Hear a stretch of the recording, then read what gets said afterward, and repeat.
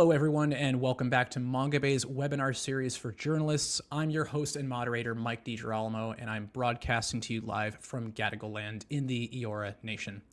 So this webinar, as always, is viewable on both YouTube and on LinkedIn, and like always, will remain on YouTube after this broadcast. So if you haven't already, I do encourage you to subscribe to Mongabay's YouTube channel so that you can be notified after this webinar is edited and when our next one is announced. You can also get those notifications by subscribing to Mongabay's webinar newsletter at the landing page on mongabay.com. Just click the button in the upper right-hand corner. So today's webinar topic is how to cover climate change in South Asia. Now, South Asia is both the most densely populated region and the most populous of the entire world, with over 1/4 of the world's population residing there. And climate change, like everywhere, is particularly important to cover in this region. We'll be focusing on 3 key nations, India, Nepal, and Sri Lanka, unpacking the ecological and the economic questions surrounding climate change, as well as human rights and justice implications. So while this webinar is quite extensive, please keep in mind it's not exhaustive, and we always encourage you to use the information that you glean here to inform your reporting. As a reminder, Mongabay is always seeking your pitches, so if you have a story idea, you can go to mongabay.org and click on Opportunities and then on Pitch Mongabay a Story. Follow the instructions from there. If you don't pitch your story to us, we always encourage you to pitch it to other outlets. As a reminder, I will briefly introduce our main panel, and then I will go into the audience questions at the end of the hour-long portion of this webinar. So, without further ado, I'd like to introduce our first panelist, Dilrukshi Handunnetti. Dilrukshi is a Colombo-based journalist and lawyer. She's trained as an investigative journalist and reports on a range of topics. She has won local and international awards for excellence in journalism and collaborates across South Asia. Our next panelist is Abhaya Raj Joshi. Abhaya is a multimedia journalist based in Kathmandu, Nepal. He writes about climate change, wildlife, conservation, and livelihoods. And lastly, joining us is S. Gopikrishna Warrior, who we will refer to as Gopi on this webinar. Gopi is an environmental journalist with years of experience in communication in Asia and Africa and is the editorial director at Mongabay India. Before joining Mongabay, he wrote environmental stories for publications such as the India Climate Dialogue, Nature India, The Hindu, Frontline, and the Times of India. So don't forget that we'll be holding a roughly 15-minute session at the end of this webinar for questions as time allows. So if you think of a question while we're all talking here, feel free to go ahead and drop it in the chat and we will address it at the end. All right, with that said, let us get started.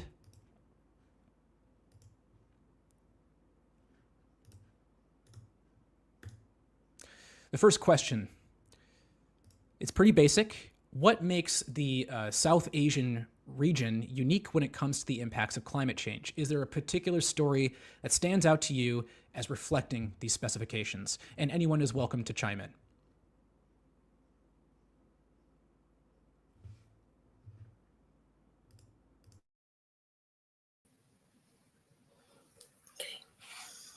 Oh, thank you for having me. I'll start, and I think I will let the others join. As you said, Mike, we are over 2 billion people inhabiting South Asia. This also means severe impact, whether we look at the Himalayan glaciers to the coastal populations of South Asia. There is so much of population density, also high levels of poverty. We speak more often about adaptation rather than mitigation, and there is generally a heavy dependence on agriculture. So this combination usually gets amplified by global warming, which causes sea levels to rise, and then we experience extreme weather events. As we speak, there is a cyclone hitting Colombo right now, and for the next 3 days, we are going to experience a very different kind of weather. So this also means there will be a lot of displacement that takes place already in Sri Lanka because of the cyclone. 11 people have been killed today, and so many people are already getting displaced. One of the reasons also that makes it difficult is, I think, the monsoon variability, which is really important for countries like ours. We are heavily dependent on the monsoons because agriculture is our main thing, and then when there is infrequent and unreliable monsoons, or the variability is unpredictable, it really hits our agriculture. It hits our economy, our homes, our livelihoods. And also the story, we recently did a story, and this story was about non-economic loss. I really like the fact that usually we try to quantify economic loss, and in this story we were looking at non-economic loss, where a small coastal village in the northwestern province began to lose its began receding. So the inundation was such that they lost the place of worship. The church went underwater, and people lost their livelihoods. This is about 600 fishing families. That story, I think, was compelling because it connects the science of climate change with the impact on human beings, who really are the most vulnerable in our region. Dilrukshi, before we continue, I just want to say I hope you're keeping safe, and thank you for sharing that with us. All good. Yeah, thank you, Dilrukshi, for laying it out geographically. Actually, what we need to understand is South Asia is unique in terms of the way South Asian landmass is, and its relationship with the adjoining ocean system, which is the larger Indian Ocean marine ecosystem. So it is. I mean, actually, if you look at it, it's perhaps Indian Ocean is perhaps the only ocean in the world which has its northern end covered with landmass. The other big oceans are open on both the ends with just the polar ice mass at the two at their northern and southern end. So this makes Indian Ocean a bit different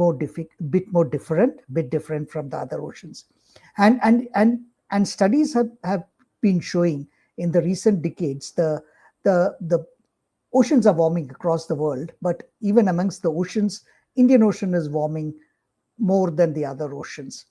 And within the Indian Ocean ecosystem, the Arabian Sea is warming more than the other areas. So now what happens is, I mean, and what Dilrukshi mentioned, uh, I mean, this region draws its sustenance from time immemorial on through the monsoon system, the southwest and the northeast monsoon system.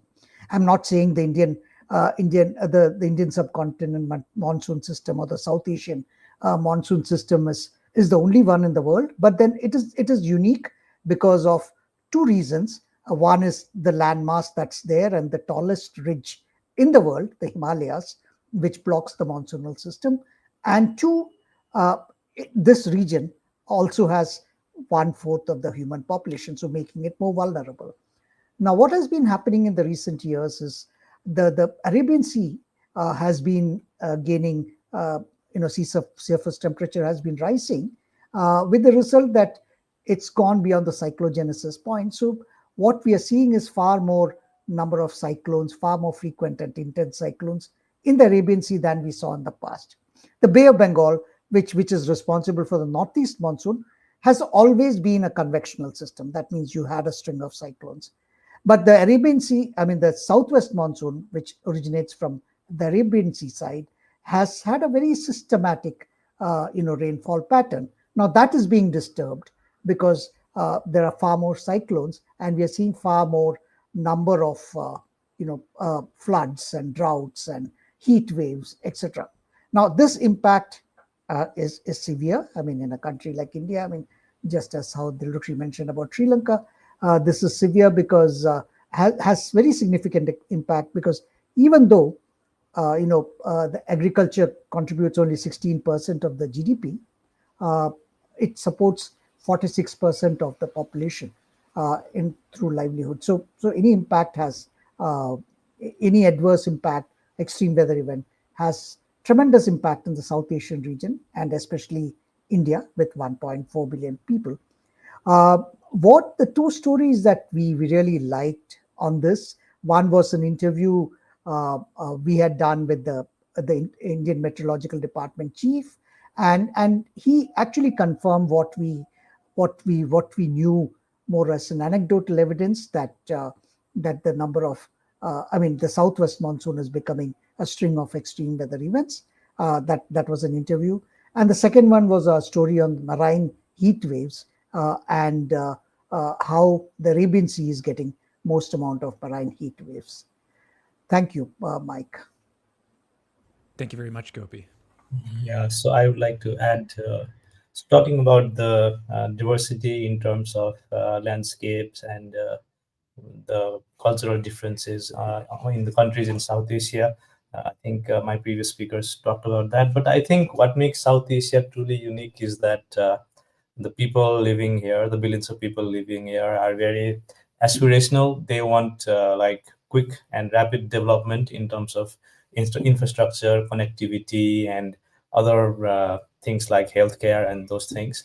And I think the main challenge, the unique challenge in South Asia is to like balance development, this infrastructure development, all this human progress with nature, and how to tread a path that is like different from what other developed countries did in the past, like how to take that trajectory off of fossil fuel. So that is one of the major challenges in South Asia, and that is, I think, what makes it unique in terms of climate change and issues. Thank you. Thank you very much, Abhaya. So we're going to move on to our next question here.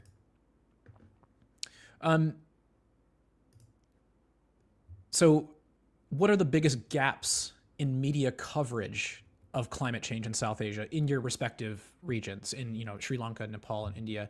And how can reporters address these gaps? Yeah, let me start on this one and get the conversation started. Yeah, so I think the major gap in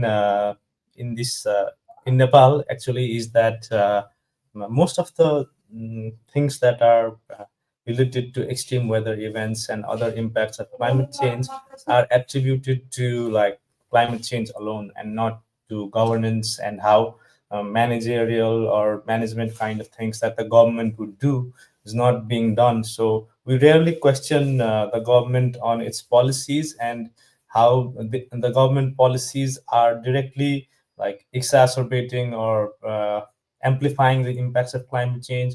We don't talk about that. We only talk about that the world is warming because of the emissions that developed countries do, and we're not responsible for it, but we are bearing the brunt of it.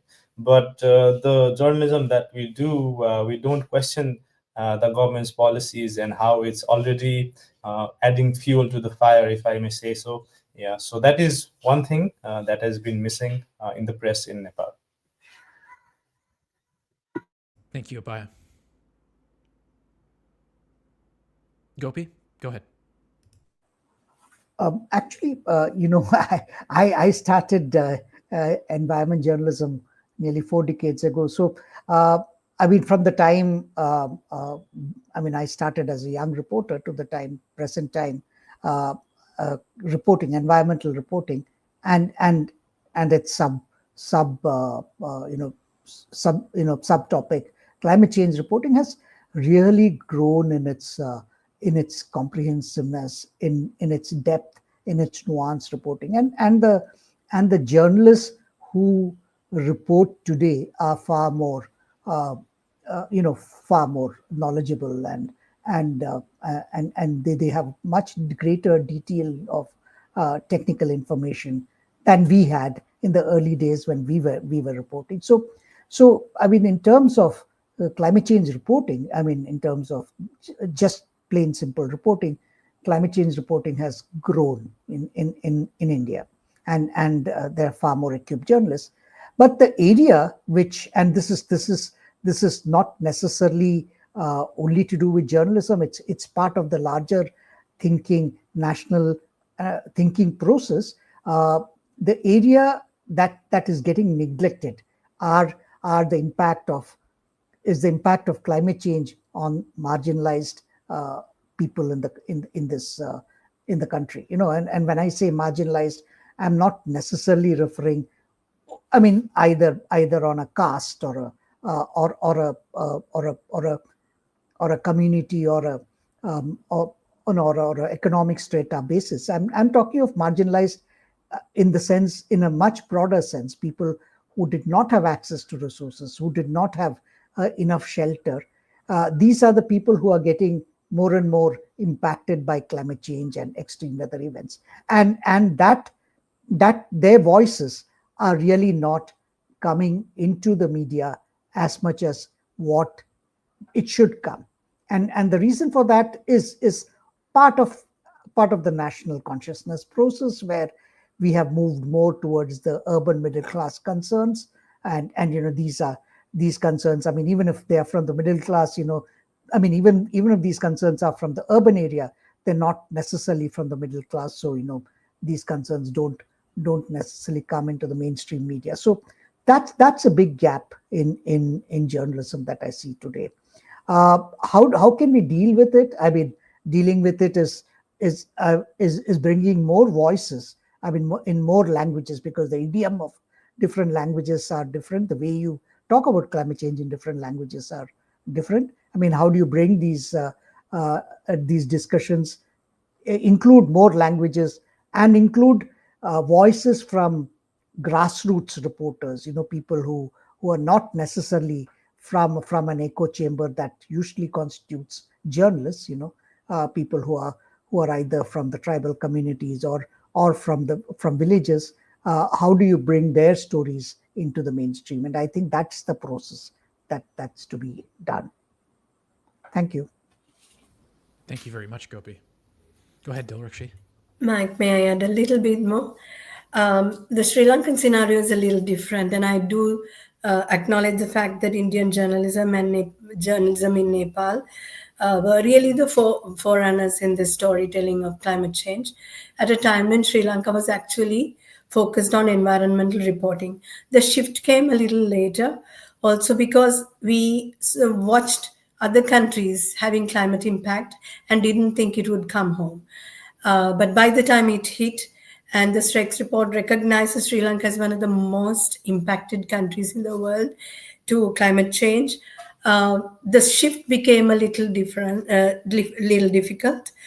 So the standards vary, the understanding varies here. So I work with city-based journalists to journalists across the regions to South Asian. So I find it locally that what is really missing often is the science itself. I've seen stories even on reputed wire services with 3 quotes and from the impacted people and a couple of officials, but no science. So I think the first thing that is sometimes not connected to and so important to connect with is the science itself. While the climate science may be a little difficult than many other things because of the level of data you need to prove there is climate change taking place, it's an important thing, and we sometimes don't make that connection. Again, as I said, there is a cyclone now. There will be lots of reporting. We are very episodic than thematic in our reporting. When the coverage spikes when there is an extreme weather event, or when there are international events like the Conference of Parties. But then we get some stories out, but consistent in-depth reporting that looks at solutions, looks at climate negotiations, because it's local, national, and also international, and we are interconnected when you talk about these issues. Those go a bit missing. And Sri Lanka is reporting rather well now on local solutions and adaptations, which is really good. So we are trying to break the victimhood and vulnerability narrative to also showcase local grassroots adaptation efforts and climate resilient behavior and other initiatives. So for me, it's the science and the data gaps that we don't often put in the work to find the numbers, because and if you find the numbers, you need to put the human face, you need to humanize the story, and make the connection to everyday life so that climate change stories become relatable. Whereas environmental stories are relatable, climate stories sometimes are not relatable because we often either get stuck in science and data and don't bring the people who are directly impacted by that. Then we lose out on making the connection so that people can understand. The last 2 points I want to make is something that Gopi mentioned, the language barrier.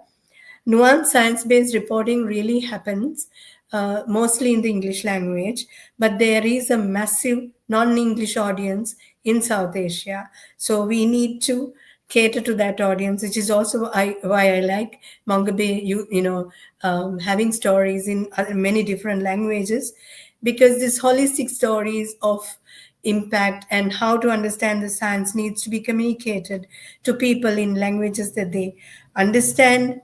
And I think there has to be a greater effort to tell good, powerful, impactful stories of climate change in our local languages. And the last point I want to make is about understanding policy and governance. We don't necessarily, as I said, look at the international negotiations. What's our role? Do we have a voice? How do we push for it? I know the COP scene, we have very different discussions around that, but international negotiations are very important for us to understand, but make it is also necessary to make the local connection. So, and also the local policies and their implications, government accountability, are issues that I think sometimes don't get the coverage that they deserve. So there are many underrepresented aspects to the climate story that I would like to see happening. For this, I think beat reporting is important. Environmental reporting, migration, and so many other things are beats, newsroom beats. And I think climate change deserves that recognition and some investment in the journalists who have a smattering of science and an interest in these events to, to learn about it, work closely with scientists and communities and civil society actors who work on these issues. Thanks. Those were excellent answers, all. Thank you so much. I learned a lot just in that one response. So thank you so much. So you touched upon this at various parts in that response, but climate change is also a human rights and a justice issue, as we all know. So can you please describe the key human rights issues reporters should be highlighting in your respective countries? And could you share an example of an existing story that you think did this well?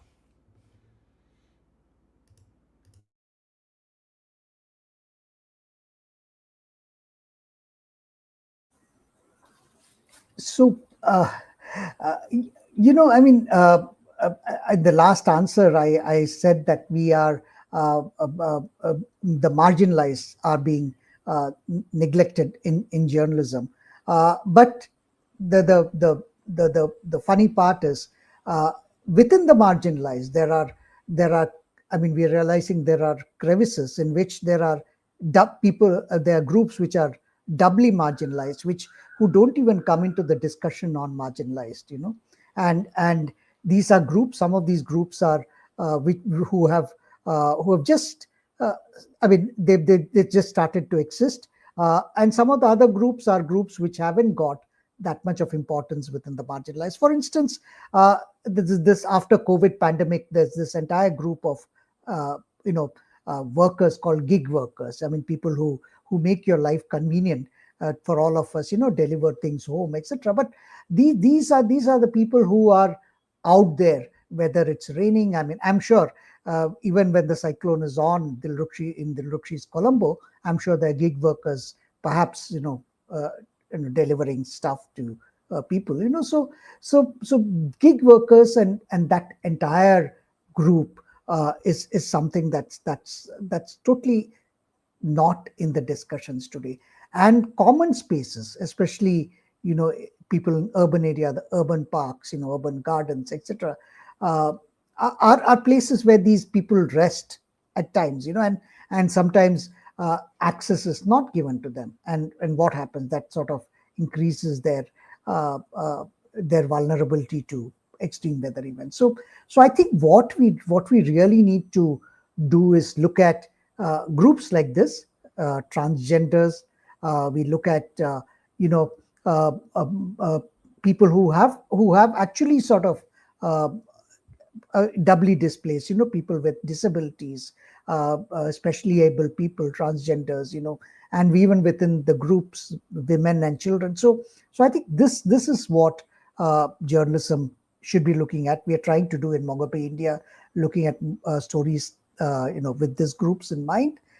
For instance, my colleague Simran Sirur did a two-part story of how an ATM guard in Delhi sort of suffered a heat stroke last year. I mean, I mean, rather than just saying we talk about heat stress, and heat strokes, etc., but then looking at the life of one individual and the kind of trauma the person went through. And this year, this story was done in 2024, and this year she went back uh, to this gentleman's village in UP, Uttar Pradesh, because he could not work in the city any longer, and she went back, and she realized that this, I mean, not only had he lost his job and his ability to earn a living, that means he had become a liability for his family. He was not earning anymore, but he also had other, continuing uh, health issues uh, since his severe heat stroke last year. So those are the kind of issues we can bring back. I mean, hoping that the public takes this up. Public has greater cognizance of it, and in turns it results in policy action. For instance, we did a story on the Cubbon Park in Bangalore, and that had an action because the authorities opened up the Cubbon Park during the afternoon so that gig workers could rest there in summer heat. Thank you. Thank you very much, Gopi. Go ahead, Abhaya. Yeah, so I think in terms of human rights, Nepal's constitution, which is a relatively new one in South Asia, it recognizes the right to people's right to live in a pollution-free environment and to maintain a certain standard of living. But I think most of the rights that have been enshrined in the constitution are not themselves implemented, and climate change, I think, is something that has not been duly addressed in the constitution, and because of that, I think human rights and climate change are looked upon as two separate kind of issues with very limited interconnectedness between them. And while climate change as a national narrative for us is something that's happening in the very long term, and its impacts are not very visible in the short term, and it's also something that's very like disconnected from the people, and it's something that's happening outside of Nepal or because of the pollution that's being caused by developed countries. So I think our journalism practices, our stories often don't look at the impacts of climate change on human rights, and how they can be like how it can be reported so that the government also takes cognizance of that, and there are some policies to deal with that. So that is also very challenging part of journalism in Nepal, because in most of the climate journalists, uh, the climate journalists, they don't stick around with a certain job for a long time, and climate journalism as a beat is not very fully developed, and there's very high turnover of journalists in the climate beat. So whenever we have new people coming in, they don't understand the nuances of what's going on, so including these human rights issues, they don't get addressed properly. So those are the things that we would like to journalists can work on in the future in Nepal. Thank you very much, Abhaya. Dilrukshi. Can I add very briefly? I think they said it all, but I'll pick a line from what Gopi said about heat stress. I was recently very inspired by a journalist from India, Jeff Joseph um, from Kerala, who looked at a story on heat stress and how heat stroke drives deaths of gig workers and others who do hard labor. And based on that, we also did a story in Sri Lanka. I was really truly inspired by what I got to read. And then we looked at how it impacts. So the advisories in Sri Lanka have increased over a period of time. And the warnings are coming more frequently than they used to. And one reason is that we are aware that you need to caution the public. Earlier maybe that was not necessarily there. So the warnings are increasing, which also shows that while there is heat stress, there is some action, some attention, but also whether these people, as Abhay said, do people have the right conditions to live in? So with to a environment that is pollution free. Now that's something we need to grapple with. I don't think we still have got to that point. I wanted to give two case studies. One is from the north of Sri Lanka. uh, as most of you know, Sri Lanka had seen almost 3 decades of war.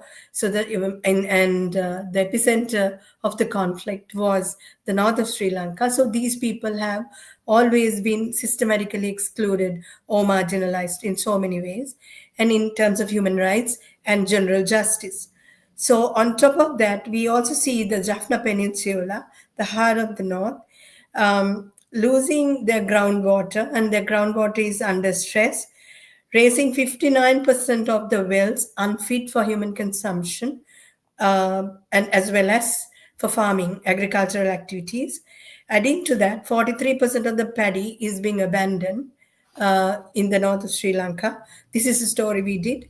And it was such a reckoner, such an eye opener to see how marginalization and lack of human rights to people continue through different types of crisis and exacerbate.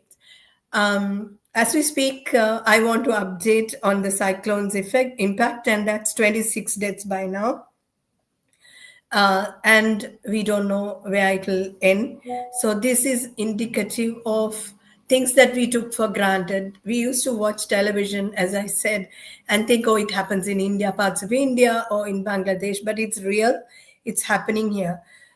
Because we're talking also about human rights and justice, I want to bring the non-economic aspect, non-economic loss connected to climate change, because that's another thing. Some things can be quantified. If you lost your home, if you lost a life, whether we agree with the quantification, we would still accept that there is some way of doing it. But when your loss is something that you cannot really quantify, for example, let me give you an example from the Western province where I live. There is a district called Kalutara, and if you looked at frequent flooding and rainfall patterns, this was not one of those districts to experience increased flooding. But this has happened over a period of time, and none of us have been paying attention. We didn't see it happen.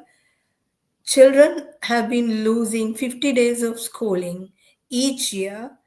And how do you quantify that loss of education, of their right to schooling? These are the issues I think that we need to speak about. Thank you. Dilrukshi, thank you so much. These are excellent responses. Our next question is going to be on the economics of this. So, can you describe the current impact of climate change on the national economies in Nepal, India, and Sri Lanka, and what do you think reporters should be highlighting more of in those reports?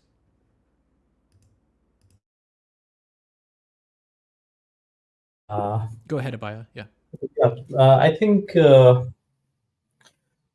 in terms of economic losses in due to climate change in Nepal, it's like very big compared to the GDP that we have. Most of the so in the high Himalayas where climate change is increasing the temperature more than at the sea level, and there is this risk of avalanches and extreme snowfall, and because of the warming climate there, the snowfall is now turning into intense rainfall, which is causing a lot of flooding there. And in the mid hills, we have a lot of landslides because of intense rainfall attributed to climate change. And in the plains, we have the flash floods that devastate entire settlements and cause a lot of damage.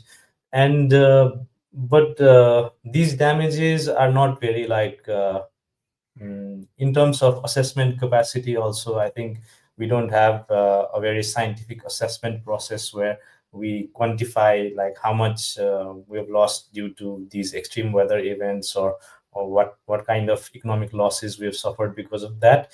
And the estimates, which are already high, are a bit on the lower side in terms of they are underestimated because we don't have this very rigorous or scientific way of assessing the economic damages. So that means that local people, local communities who are impacted by climate change and suffer economic losses, they do not have access to their losses are, first and foremost, their losses are not well assessed.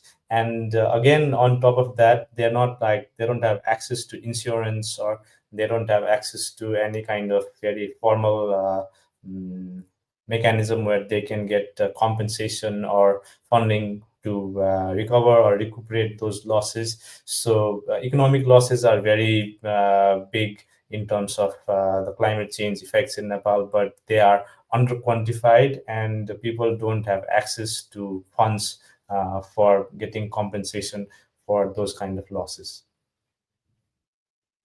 Thank you, Abhaya. Go ahead, Gopi. Actually, I mean, I agree with Abhaya. I mean, the situation is more or less similar.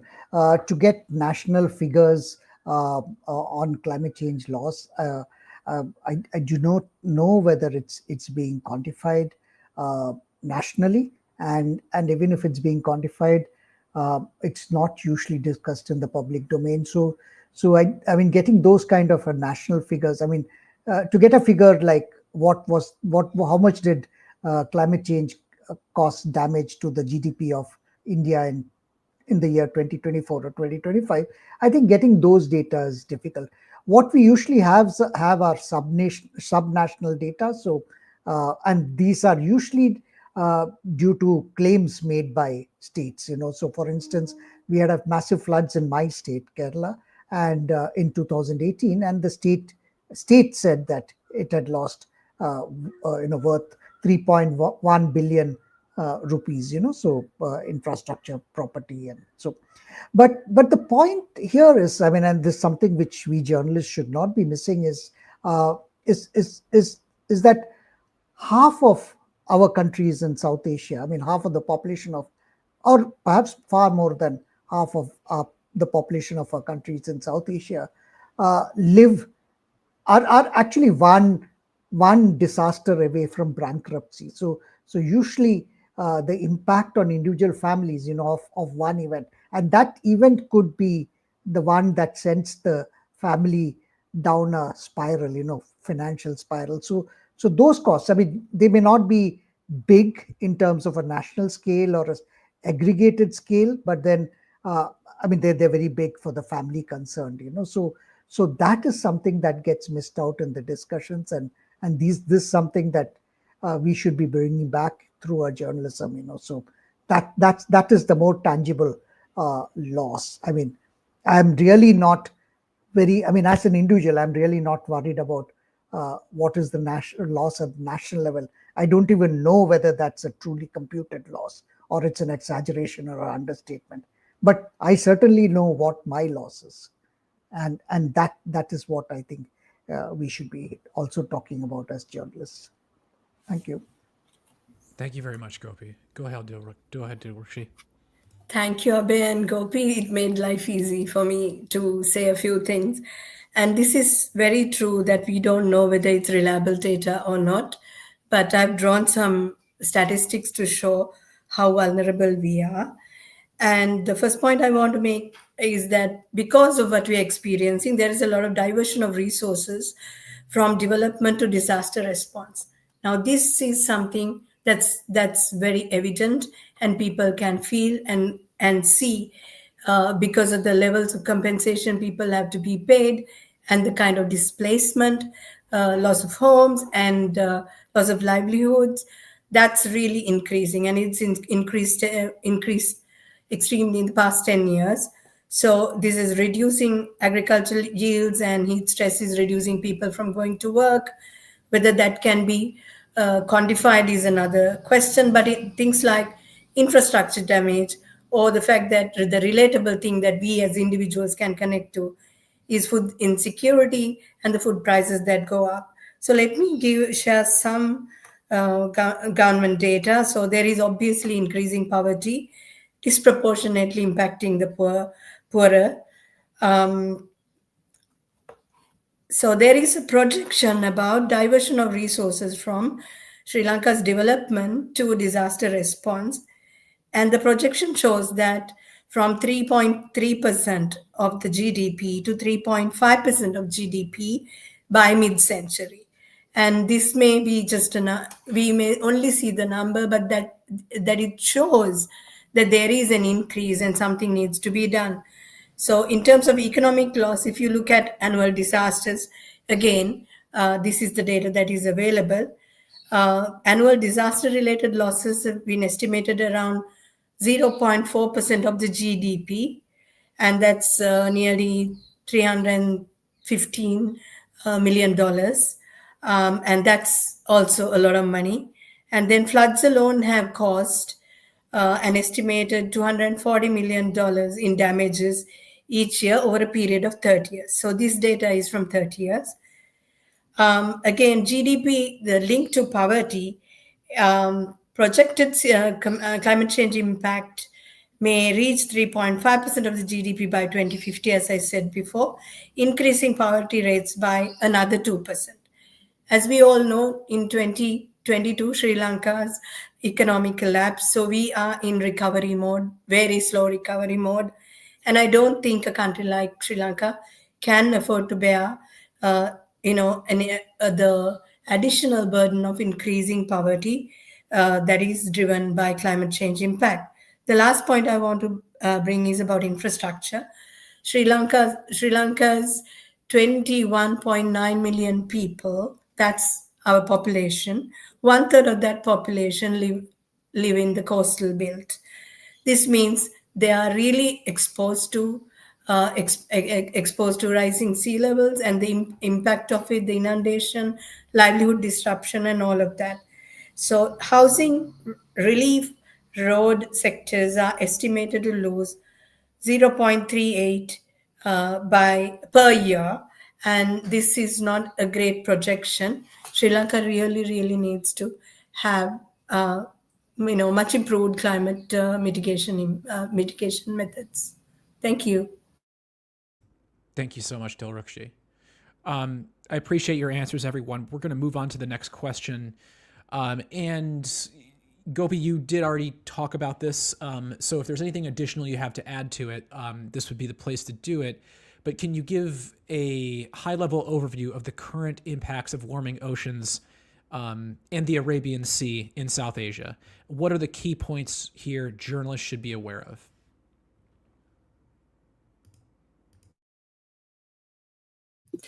I think in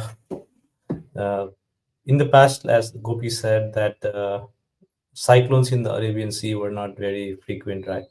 So what happens that due to the warming seas, the countries in the north, like near the Himalayas, are also impacted by the warming seas. It doesn't, like, there is no it doesn't sound that there's an obvious connection between those two, but because of the cyclones, they move towards the Himalayas and they cannot breach the Himalayan barrier. So they cause rainfall in countries such as Nepal and northern India. And recently, what's happening is that the Arabian Sea in the west and the Indian Ocean in the Bay of Bengal in the east. So what happens that during the summer season, we used to get rain from the Bay of Bengal, that was the South Asian monsoon, and from the Arabian Sea, we used to get rainfall during the dry season, right? The winter season, which is like October, November, December, right? So, but in the last 2 days, last 2 years, what happened was that we got intense rainfall between the transition period between these two seasons because of the warming of the Arabian Sea. There were two cyclones in the Indian Ocean, one in the Bay of Bengal and one in the Arabian Sea.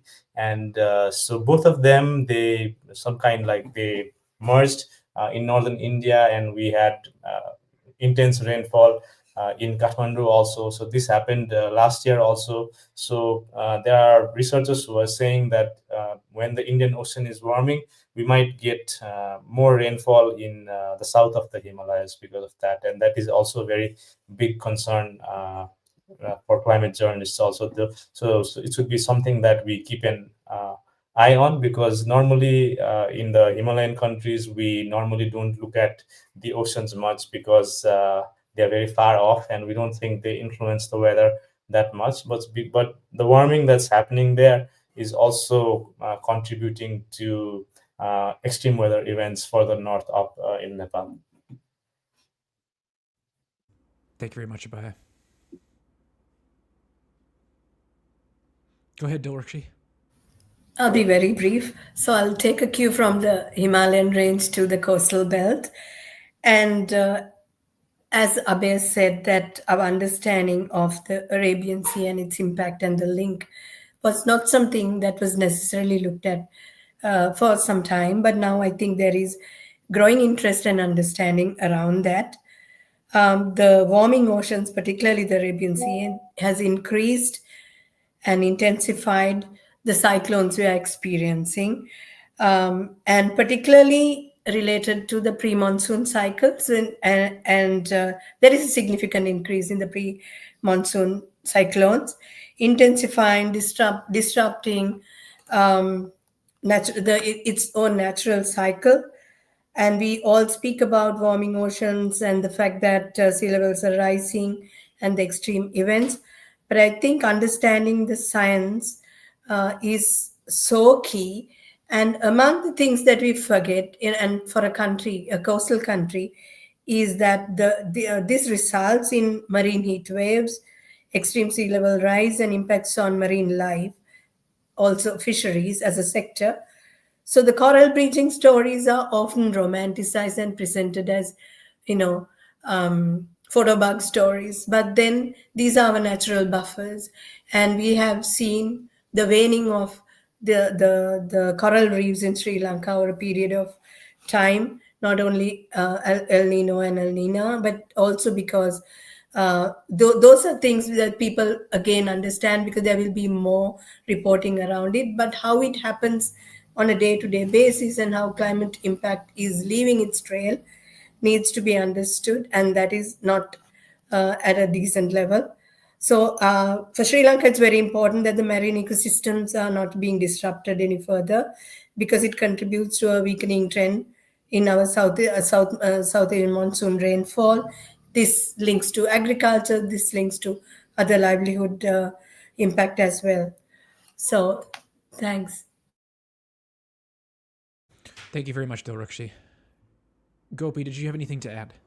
I mean, very, very small. I mean, I think it's just we are going to have far more of extreme weather events. I think that's the big headline of the Arabian Sea warming, and that will have its impact on agriculture because, I mean, despite the fact that we say India has moved from a developing country to an emerging economy.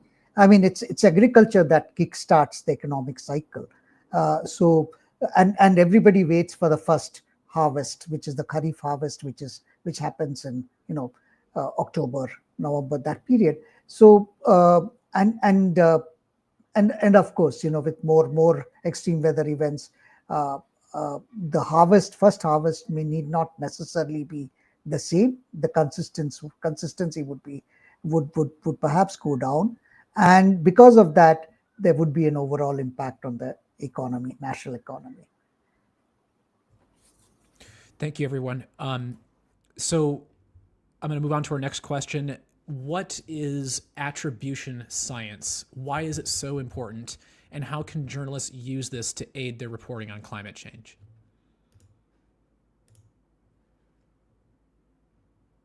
Go ahead, Gopi. I'll go to it quickly, because attribution science is something that is rather new in climate literature. So it is essentially finding the right cause of a particular event and attributing it to what is the cause. Because I mean, people would lose credibility if you sort of do a broad brush and say every event is caused by climate change. Now, even within climate change, what has caused that particular event? And sometimes I mean, there is climate change, but then there are other contributing factors. So attribution science is looking at the science of an event and saying what exactly caused it. It's a rather new area of science. How will it affect? How it can benefit us journalists? I think it'll improve our understanding on the root cause of many of these events. We can avoid misinformation, or if somebody is misinforming, we can correct it, and strengthen the scientific understanding and discourse, as Dilrukshi repeatedly mentioned in her responses. Strengthen the scientific understanding in the region. So I think this is broadly what attribution science can do for journalists. Excellent answer, Gopi. Yeah, go ahead, Abhaya. No, Abhaya, go first. It's a I think there's a very dearth of attribution science in overall South Asia. We have ICIMOD, which has some climate data because of its access to satellites and researchers and other resources, but that's also very limited. So when we have extreme weather events, it's very difficult to get it attributed to a warming climate or climate change. And so I think for journalists, it's always better to refrain from like attributing every extreme weather event or every disaster to climate change, and maybe wait for some time before the attribution science comes in and there's some research into it. So yeah, that would be more of a practical tip. Thank you, Abhaya. I'll take 2 minutes to add to what Abhaya and Gopi said. Abhaya, it's true. I mean, ICIMOD has served the region because of the kind of contribution as an organization it makes. So for me, Mike, it is about attribution science becomes really important because it helps us provide accurate, concrete, and science-based responses, evidence-based reporting, and to make the connection about how it impacts people and the aspects of people, when people induce climate change and specific extreme events. So all of that is also linked to data.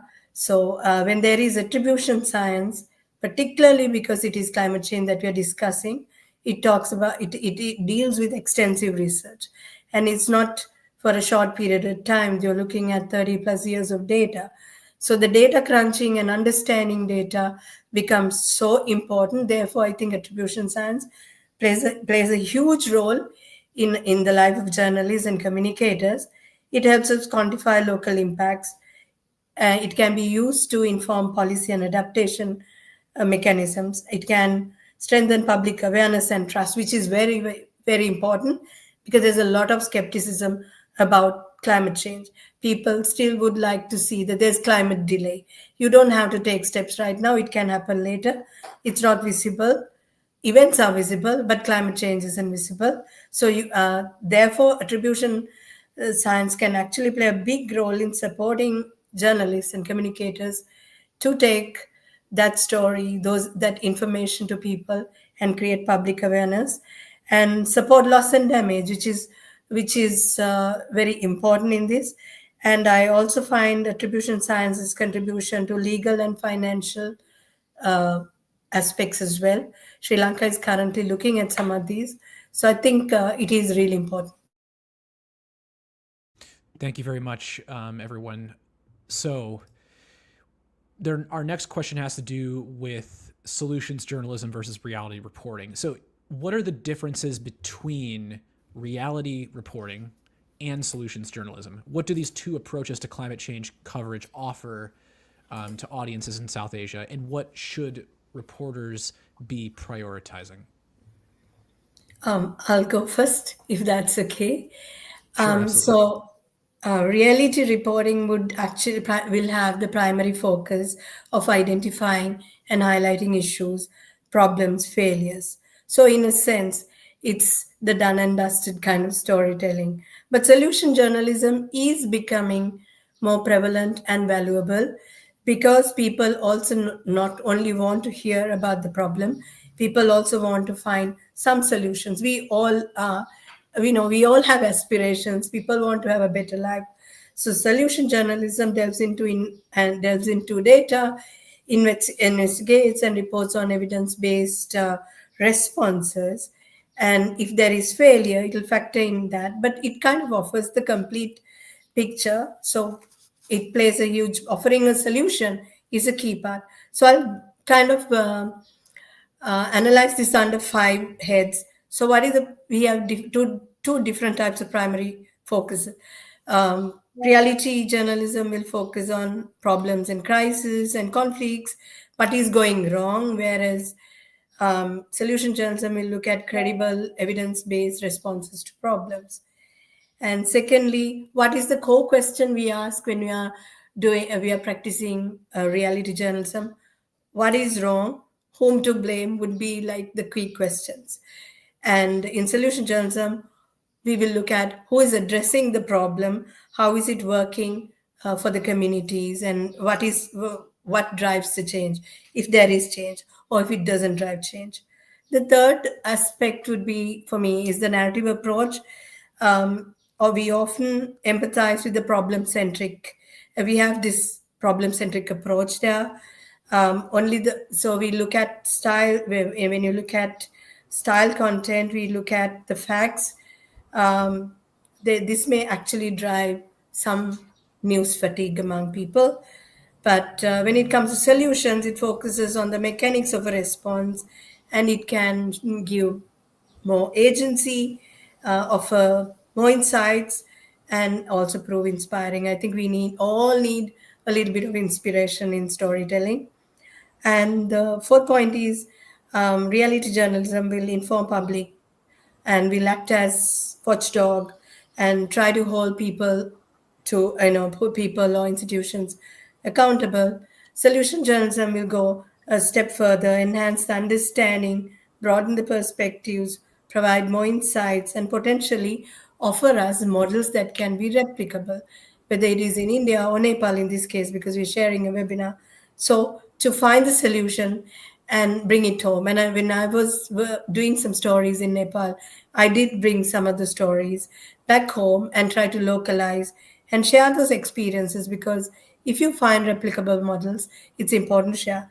The last point I want to make is about evidence and the rigor of these two types. In reality journalism, we use evidence to reveal systemic problems and failures.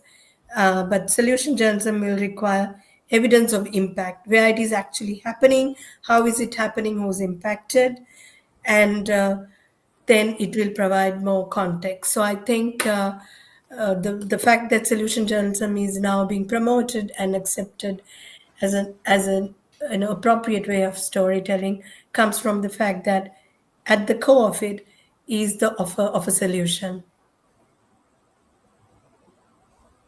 Thank you very much, Dilrukshi. Abhaya or Gopi, do you have anything to add? Yeah, go ahead, Abhaya.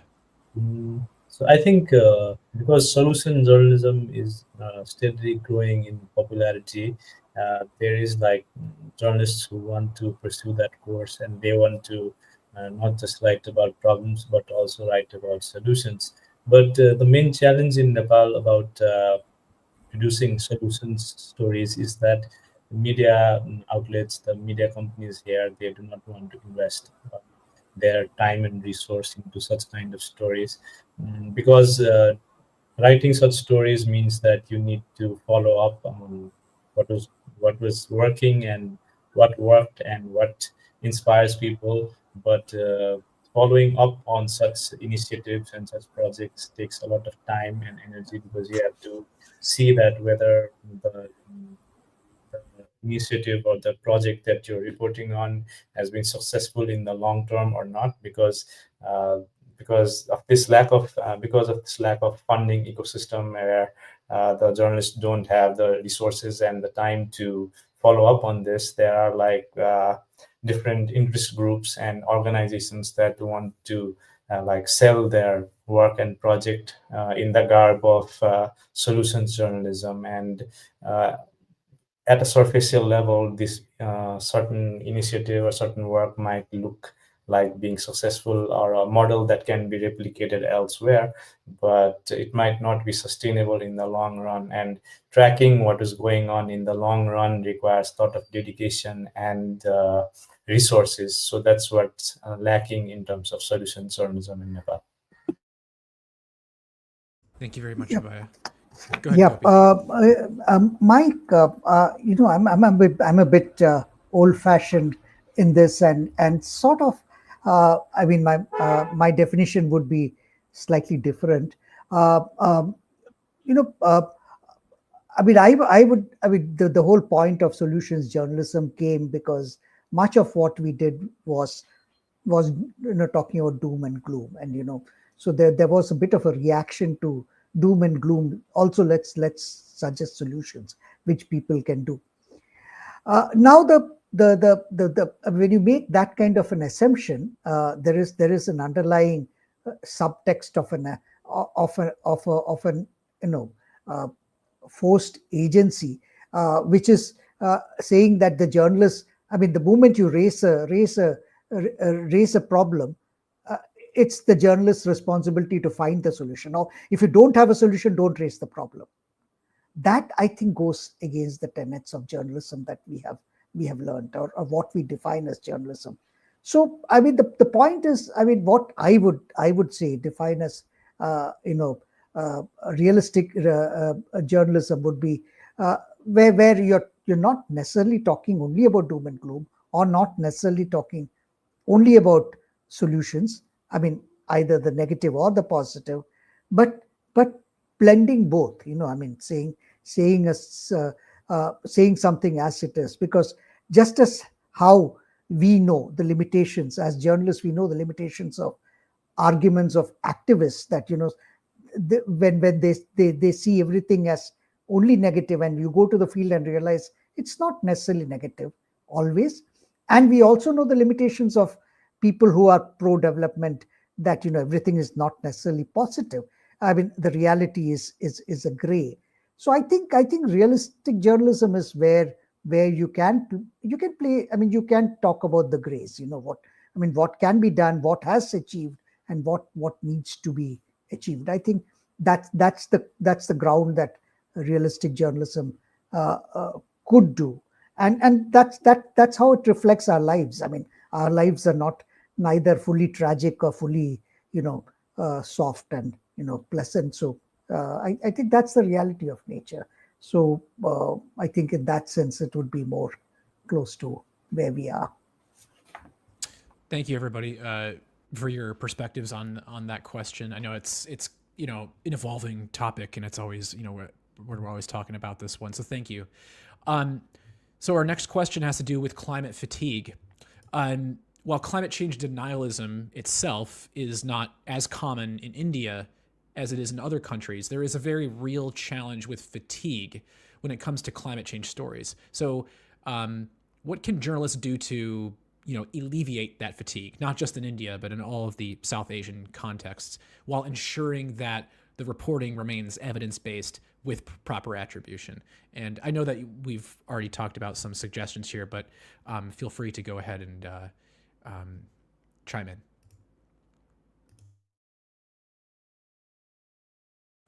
I think to start with, make our stories more interesting and use different formats to tell a story. I think this is a challenge, and I think this is a challenge that we should be constantly facing head on, and it's a work in progress. I think, and if we journalists do not accept that it's a work in progress and there's so much more to learn, then I think we are not doing a job well. And if we don't do a job well, there would be a climate fatigue. And fatigue is actually a mild word. What could be, there could be a backlash, and to prevent that, I think we need to do a job well and use new ways of storytelling. Thank you, Gopi. Go ahead. I think that in terms of climate stories in Nepal, there's more of a craving than of a fatigue in Nepal, because we have this fatigue with political reporting and political news, and most of the reporting that we see in the mainstream media is dominated by politics, and people want other stories that impact their lives, and climate is one of the stories that is truly impacting their lives. So they are craving for some stories related to climate, but we as journalists are not delivering those stories because we are mostly focused on what's going on in politics rather than climate change. Thank you, Abhaya. Very briefly to add, I think, as I said, when extreme weather events happened and the impact was seen in Sri Lanka earlier, many years ago, we used to think these things are happening in our neighborhood, and it's not necessarily there. It's there. These are their experiences, and Sri Lanka is not going to have similar experiences. But now we do. So one way to beat the fatigue is to do cross-border stories, I think. Three of us represent three countries, and it'll be inspiring to have case studies from each of our countries and tell stories, because then it becomes relatable, very real, which those stories can highlight deeply personal, local impacts people are facing. So I think that's one way of doing it. So humanizing the story beyond science, beyond data is something, because sometimes people get very, very techie with this story. They just throw data and take away the people who are actually impacted by climate change. And I truly agree with what Gopi said, because it's not only about just sticking to reality or just sticking to solutions, because not every story will give a solution. But our job is to make stories happen and issues to be brought out. I recall the Nepali Times editor, Kunda Dixit, once said in one of those climate change workshops, "Don't be an ambulance chaser, be an early warning system." I think that pretty much sums it. Fantastic answers, everybody. I just wanted to point out that we have 2 questions left to address, and I know that we're about an hour and 8 minutes into the webinar, so we're going to try and get through these last 2 questions, and then we will get to audience questions, but these are quite important, so I do want to address them. So our next question has to do with credibility in reporting. And Gopi, this is a question for you. Can you talk about the need for credibility in reporting the adverse effects of extreme weather events such as heat waves in India and South Asia as a whole? How aware are journalists about the nuances of reporting, like the impacts of multiple sectors, emerging health impacts, or even attribution, which we have already discussed? What can be done to improve this situation? Mike, as I said, as a response to to the first question, journalists today are far more aware than they were in the past, partially because science itself is more certain. I mean, climate science was dealing with a whole lot of uncertainties, let's say in 2010 or even before that. And now science is more certain because ascribing heat waves or drought or floods to climate change is become more certain as far as science is concerned. And also what has happened is, in the meanwhile, journalists, understanding of journalists, of the importance of listening to scientists or talking with scientists, or reading scientific papers to report, has also grown, and there's enough literature available, and scientists are more willing to talk now than they were in the past. So that kind of conversation is becoming stronger. But how do we strengthen credibility? And now that becomes the question. So we have to realize that, the very reason when you do environment journalism or climate change journalism, it is not a soft beat. People do. I remember in my young days, people used to call environment journalism a soft beat. It's not a soft beat because we are dealing with economic interests, and when you say something, they either sort of further economic interests, or they do not further they go against economic interests, and these economic interests have strong says, and through these economic interests, we are either labeled as not fair, biased, etc. So to sort of beat that, overcome that, and be credible, because only if we are credible do people come back to us.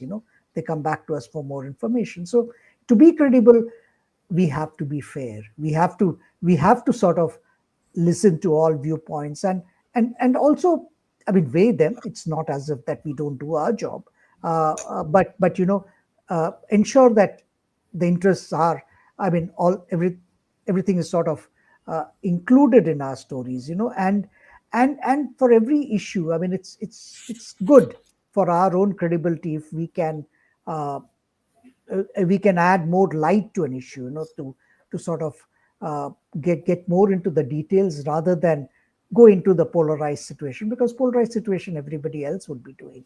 So I think these are the ways in which we can strengthen credibility, and this what we try to do with our journalism. So that's more or less what it is, Mike. And I think it may be more or less same everywhere, but more of a reality in India too. In the interest of time, I'm going to ask the last question, and then we'll go ahead and move on to our audience questions. But actually, this was already brought up by Dilrukshi quite well. So we've talked about how important it is to have environmental and climate reporting done by journalists who are from, and they are based in, South Asian nations and in diverse languages. So I guess perhaps it might be a good time for us to focus on how can newsrooms continue to build and support and sustain this network of journalists and this approach to making sure we're, hiring and using journalists that are based in these locations. I'll go now, Mike. I'll just take 1 minute. So I think there's widespread misinformation around climate change and impact. So this requires, and I see the newsrooms grappling with it. We see stories and we don't know whether to trust those stories or not. But in a local context, I think to authenticate a story, newsrooms should actually look at building and sustaining journalists who have interest in these issues, invest particularly in those who are interested, and have systems where data gathering is possible and easy. And also, newsrooms can also dedicate more airtime and space. That's really important. We can do stories, but I'm talking about the general newsrooms, not like a dedicated place like Mongabay where we are free to do these stories. The mainstream has a responsibility. And also allocation of resources. These stories may actually take more time, more money for you to actually do ground level reporting. and also to avoid over reliance of dramatic narratives and to make it real, bring out local voices so that it builds credibility, and consistently have a conversation within newsrooms as to how we can tell the climate story better. Thank you, Dilrukshi. Does anyone have anything to add before I move on to audience questions? I'm sorry, Abhaya. Please. Go ahead, Gopi.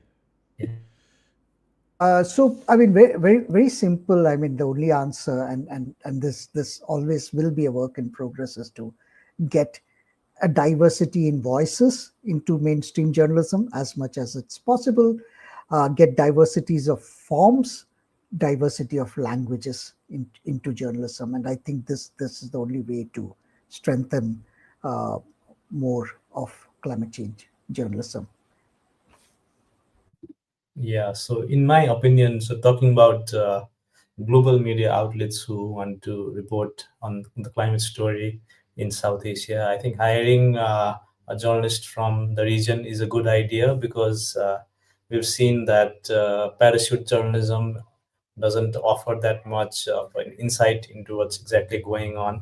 And often those parachute journalists, they require local journalists to support them in their reporting and their writing, but they don't always get the credit or the attribution, and the byline that they get, they do not, the local journalists don't get the byline often. So maybe those things could be considered while like global media outlets want to report on the climate story from South Asia.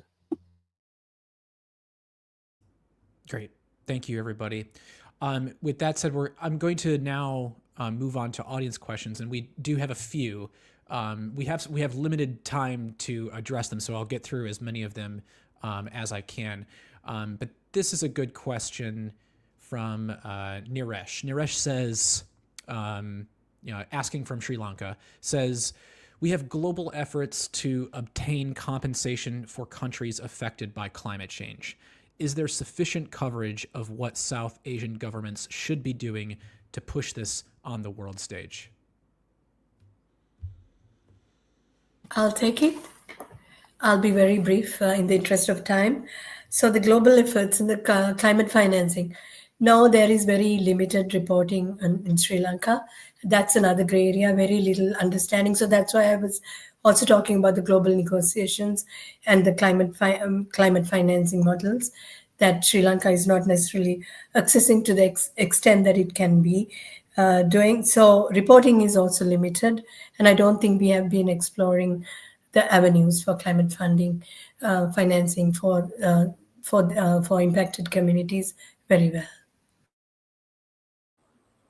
In India, it's growing. Climate finance reporting is growing. So I would sort of suggest to Nilesh to look at Mongabay India, india.mongabay.com, our climate financials reporting. So we have been, I mean, with our limitations, we have been doing increased reporting on climate finance, and generally, Indian journalists have been doing more of climate finance reporting.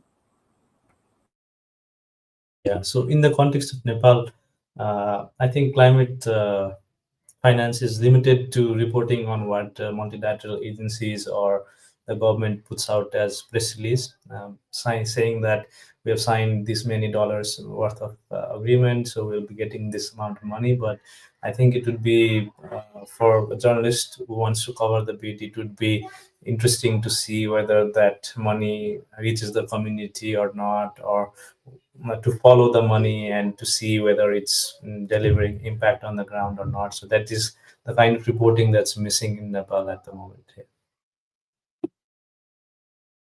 Thank you, everybody. Another good question here from Kensho. And Kensho says, great session. Thanks to Mongabay and all the speakers here for your insights. From your perspective, covering the broader South Asian region, what climate stories are we missing from smaller countries like Bhutan and the Maldives?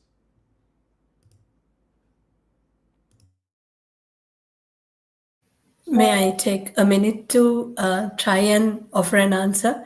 It's a difficult one, particularly because not too many people have access to Bhutan and to, in that sense, to be reporting on it. Though we do understand that they do have issues, but I'm better at explaining what's taking place in the Maldives, which is a small island state, and some of the islands are going underwater, and there's been a lot of crisis reporting around what's happening in the Maldives, and very few stories of hope and resilience. There was one at some point in time they were talking about climate refugees getting citizenship in Australia. So that kind of story was being peddled, and people actually believe that the Maldivians need immediate solutions. Their corals have bleached. They have an existential crisis because the islands are going underwater. There are inhabited islands, and where people are really looking for security, human security. So I think that human security story needs to really come out.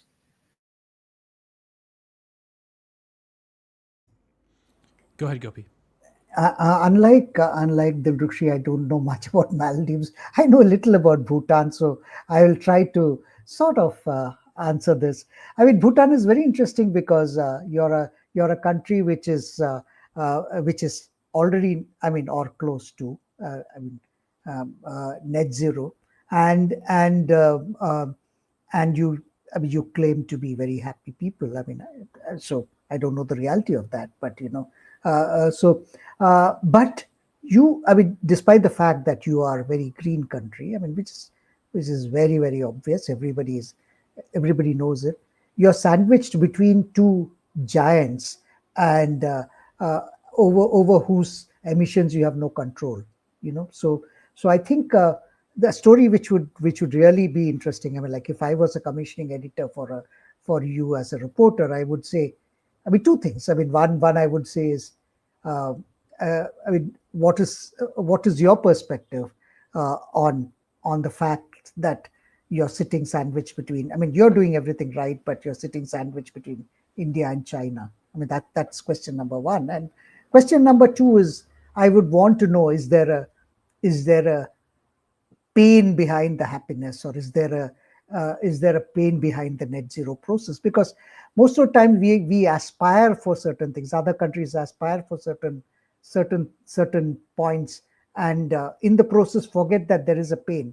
So it's always good to know from the people who are already there, what is the pain that we could face, if we are in our aspirational process. Thank you very much, Gopi. Abhaya, did you have anything to add? I would like to visit the Maldives and Bhutan sometime so that I can answer next time. All right. Um, Folks, that is about all we have time for, unfortunately. So I just want to say thank you to all the people who have commented and asked questions. That was, very kind of you to step in and ask those good questions. I want to say a big thank you to our panelists here for providing some excellent thoughts and insight on, a very large and difficult to talk about topic in a very large region. So thank you. If you want to learn more about climate change in South Asia, I encourage you to visit Mongabay India, of course. And I also encourage you to visit mongabay.com, where you can find more information about this. I will be hyperlinking resources in the show notes of this webinar so that you have more information and more context. Also, if you missed any of this webinar, please don't fret. It's going to be on YouTube in perpetuity in roughly about 48 hours after I finish here today. And if you registered for this webinar, you will also receive a link directly to your email inbox. And this webinar will be published on the blog at mongabay.org as well.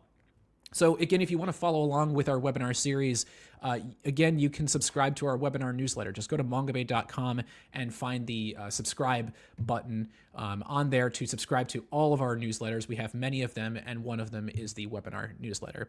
You can also follow us here on YouTube and on LinkedIn. So follow us here at Mongabay News and on YouTube at Mongabay TV. And lastly, I recommend you follow us on Threads, Mastodon, and Blue Sky, where our handle is at Mongabay, where we also post announcements and notifications about our upcoming productions. So thank you to everyone who joined. I'll see you at the next one.